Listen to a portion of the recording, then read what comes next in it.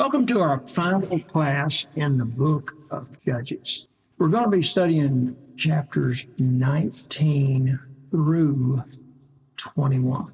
Chapters 19 through 21. At this point, the book of Judges, as far as its history ends, what remains in the book of Judges is not now in chronological order.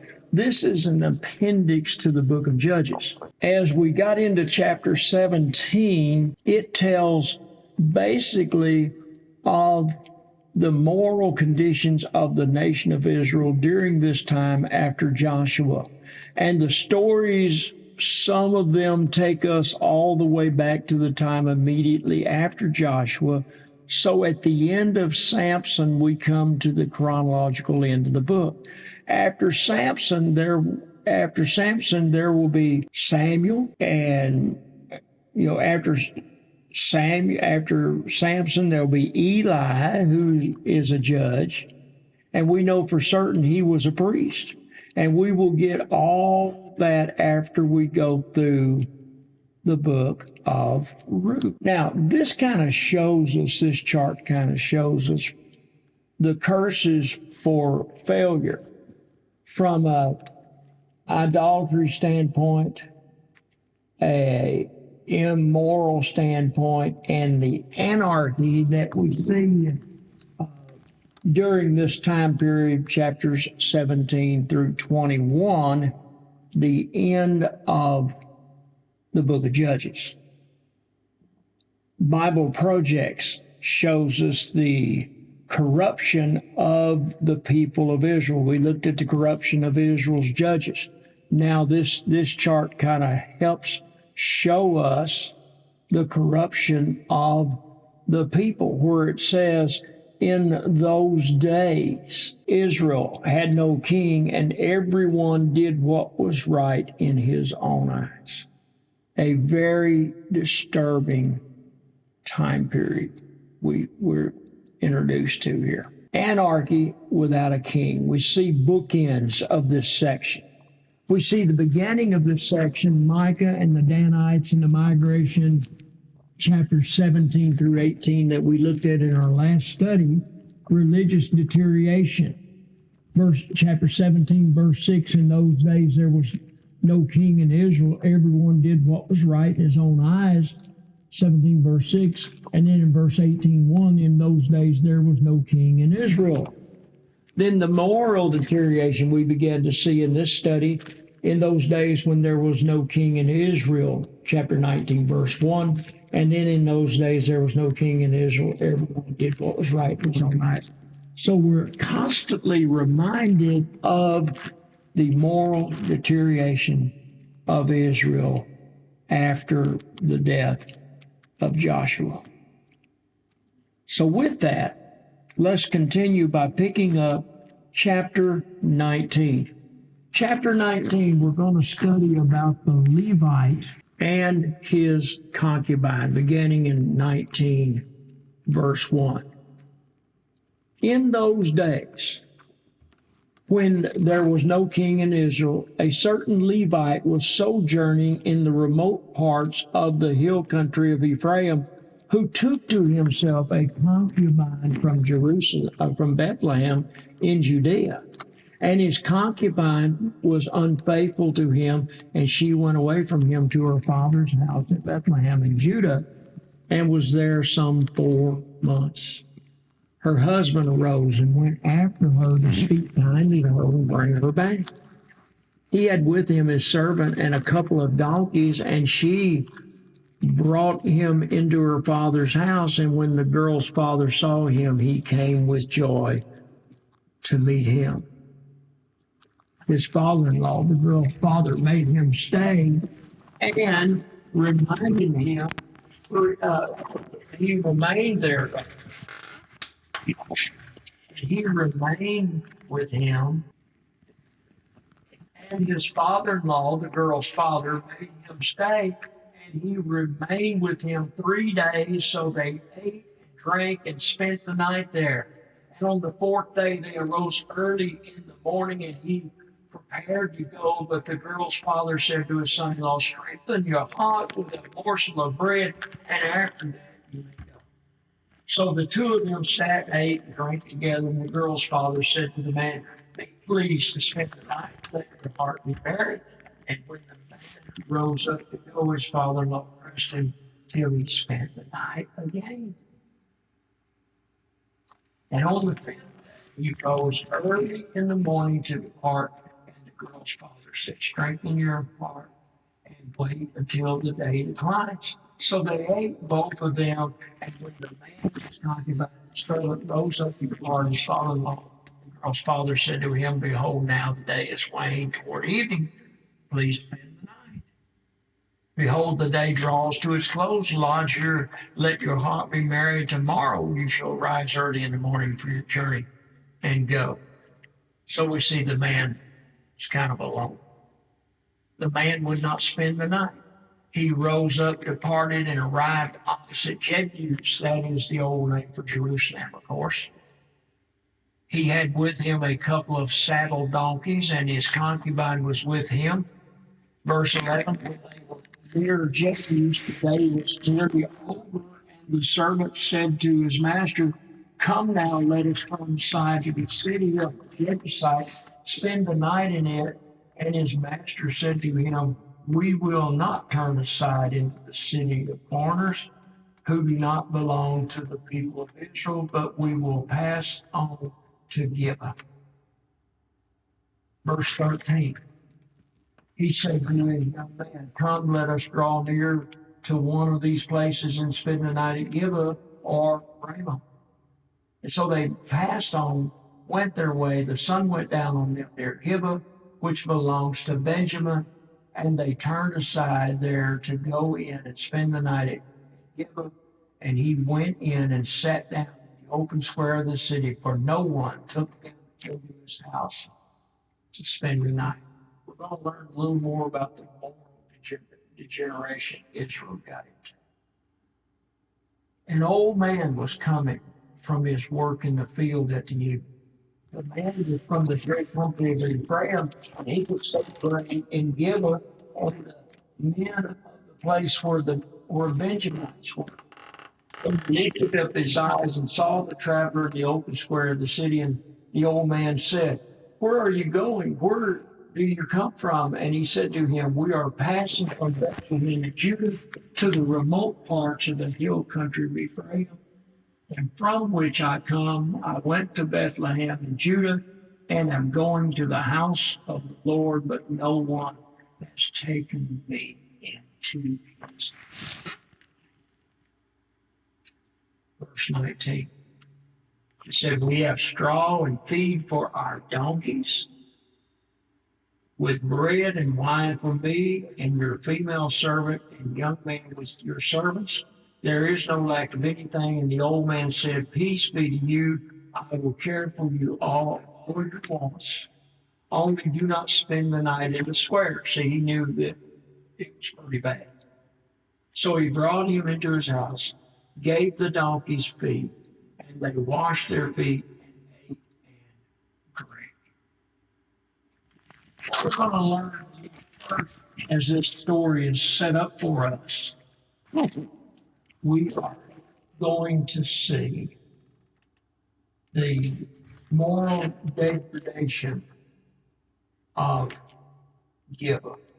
That is what we are going to see in our study in this appendix. The degradation that we are about to see here. Verses 22 through 30. We learn in verse 22, as they went about. They're going to go about. As they went about making their hearts merry,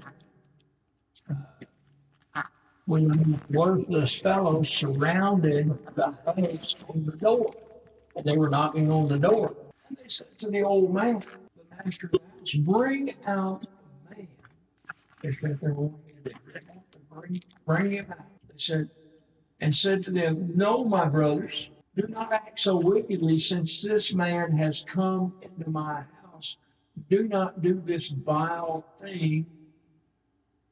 He tells him there in verse 24. In verse 24, he says here, Behold, here are my virgin daughters. Now, it has to be pretty bad. And his concubine, let me bring them out, violate them, and do with them what seems good to you. But against this man, do not do this outrageous thing. But the men would not listen to him.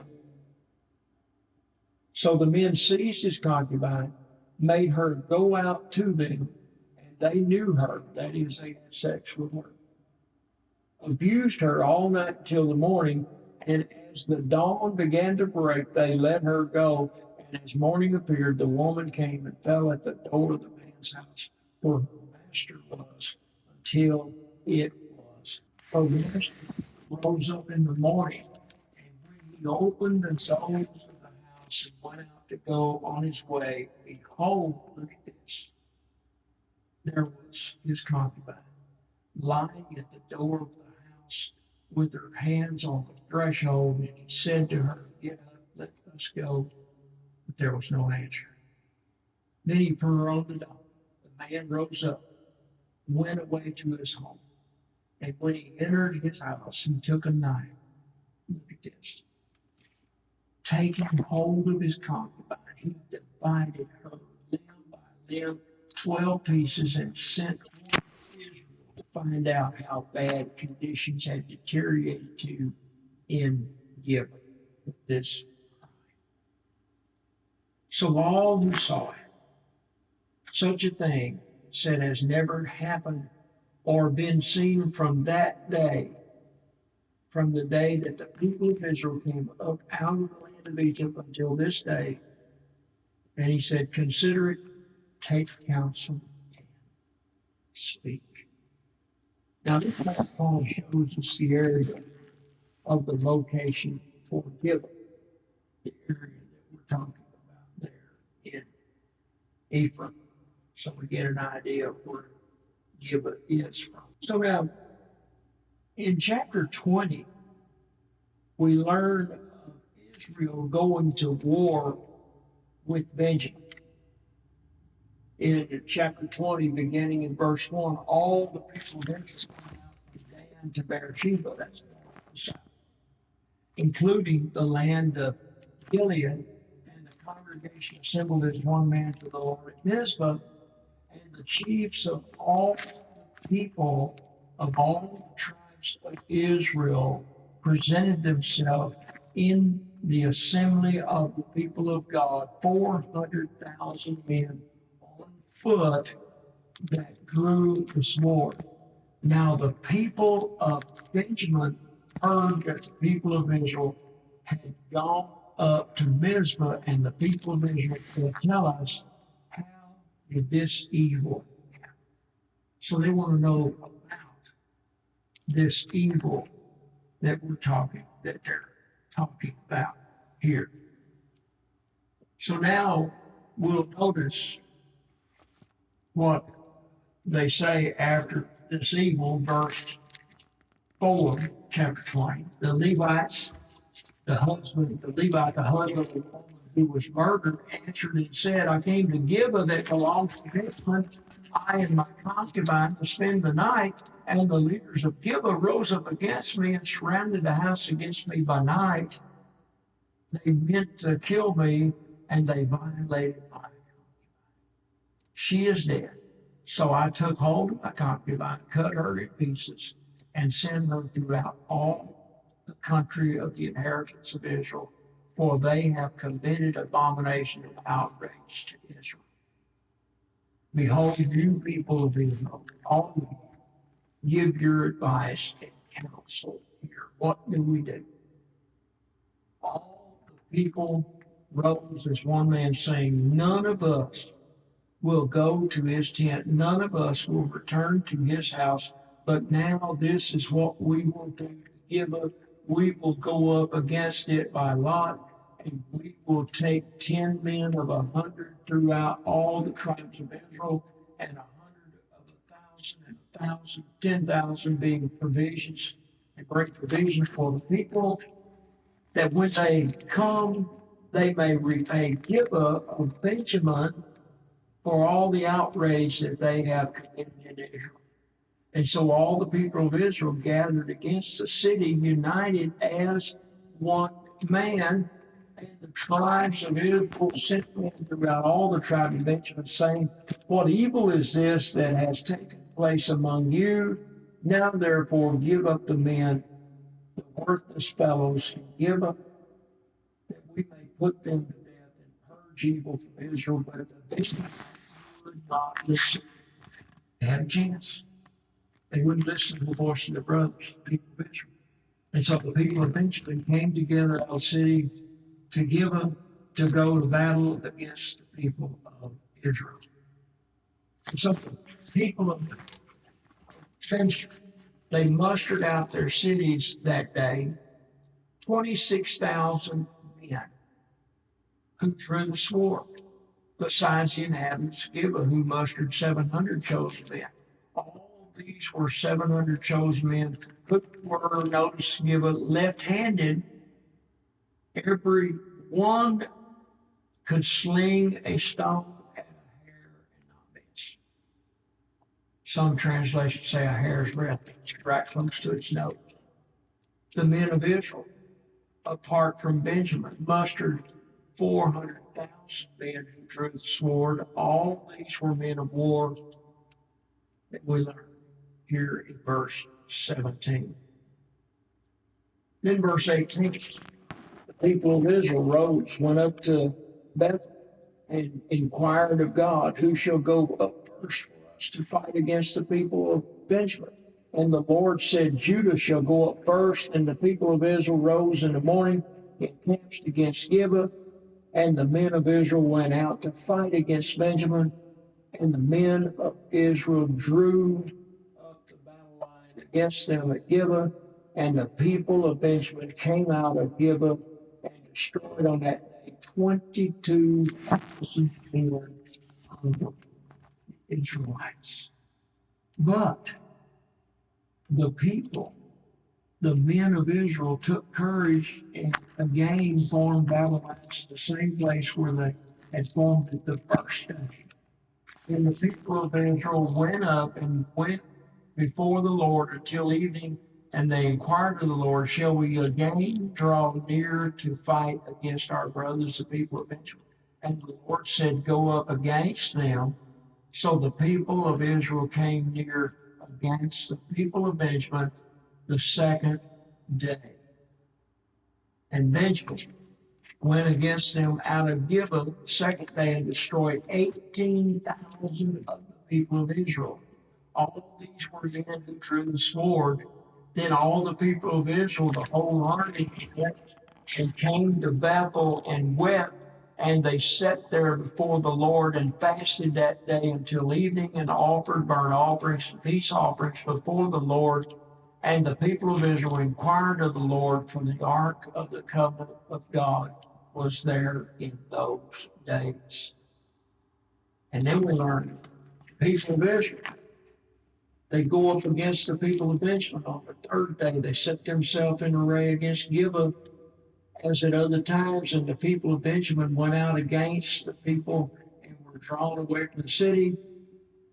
And as at other times, they began to strike and kill some of the people in the highways, one of which goes to Bethel and the other to Gibeah, and in the open country about 30 men of Israel. And the people of Benjamin said, "They are before us as at first," but the people of Israel said, "Let us flee, draw them away from the city to the highways." Now watch what they did. And all the men of Israel rose up out of their place and set themselves in array at Baal Tamar.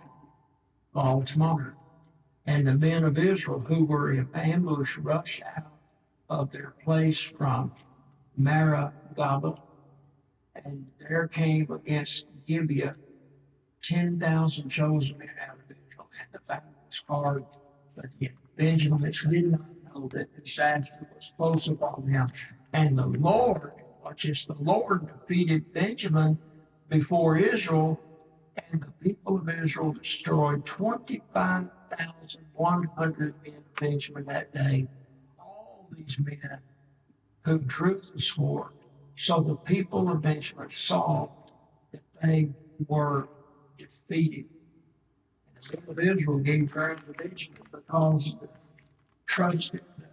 they trusted the men in ambush whom they had set against Gibeah. Then the men in ambush hurled and rushed against Gibeah. The men in ambush moved out, struck all the city with the edge of the sword. Now the appointed signal between the men of Israel and the men in the main ambush was that when they made a great cloud of smoke rise up out of the city, the men of Israel should turn back. And now Benjamin had begun to strike and kill about 30 men of Israel. They said, surely they are defeated before us as in the first battle. But we notice when the signal, notice this, that when the signal, it says here, began to go up, notice,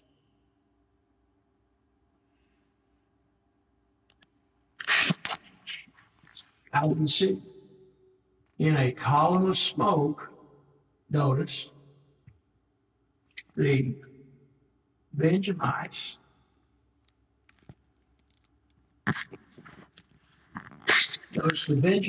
looked behind them, and behold, the whole of the city went up in smoke to heaven. The men of Israel turned, and the men of Benjamin were dismayed, for they saw that the disaster was close upon them.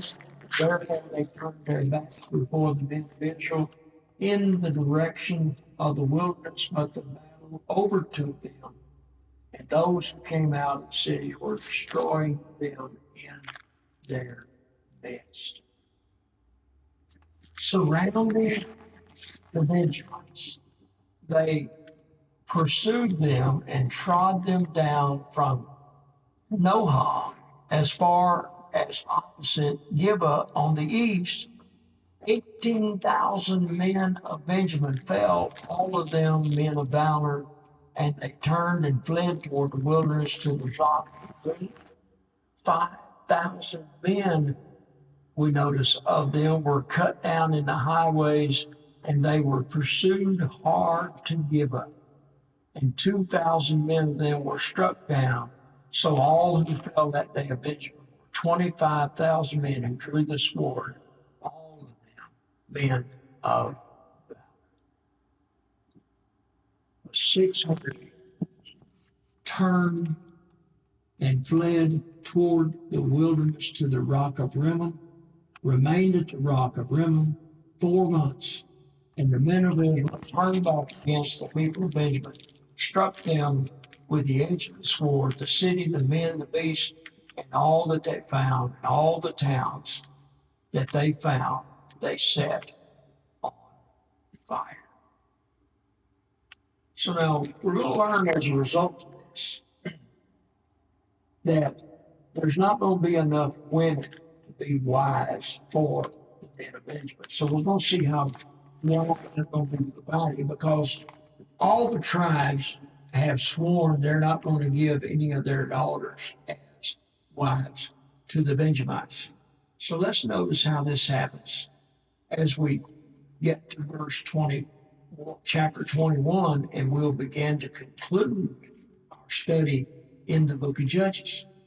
And so we learn here in chapter 21 that the men of Israel had sworn at Mizpah, no one of us shall give his daughter in marriage to Benjamin. And the people came to Bethel, sat there to leaving before God, and they lifted up their voices and wept bitterly. And they said, O Lord our God, why has this happened in Israel? that today there should be one tribe lacking in Israel.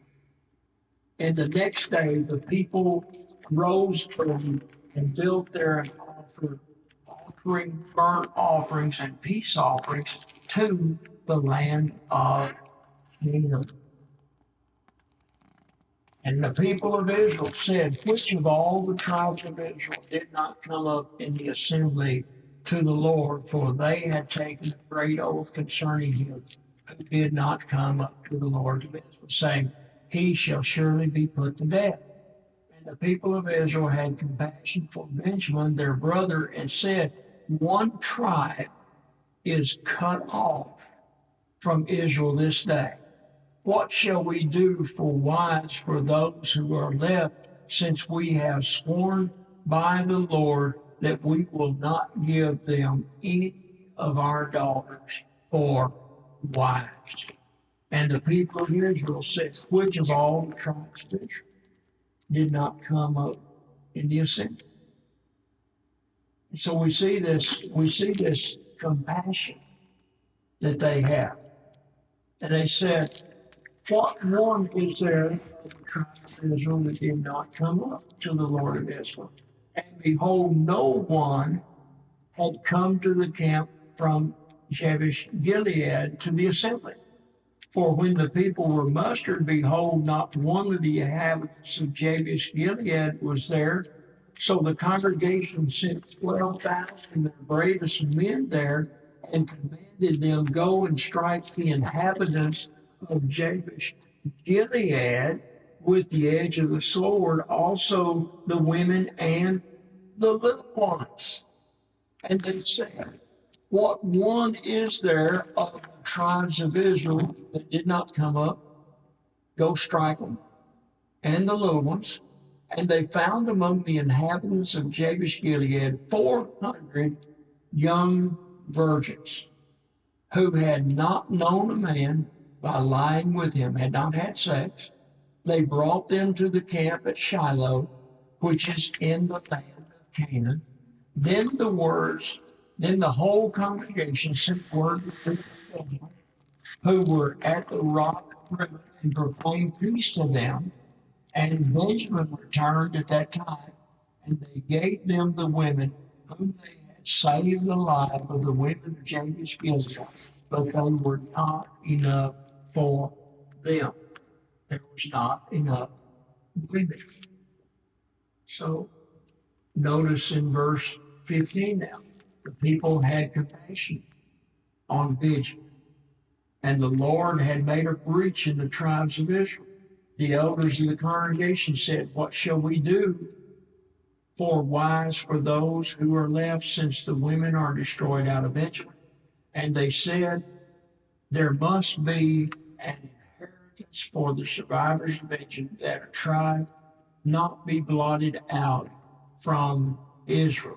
Yet we cannot give them wives of our daughters, for the people of Israel sworn, said, cursed be he who gives a wife to Benjamin.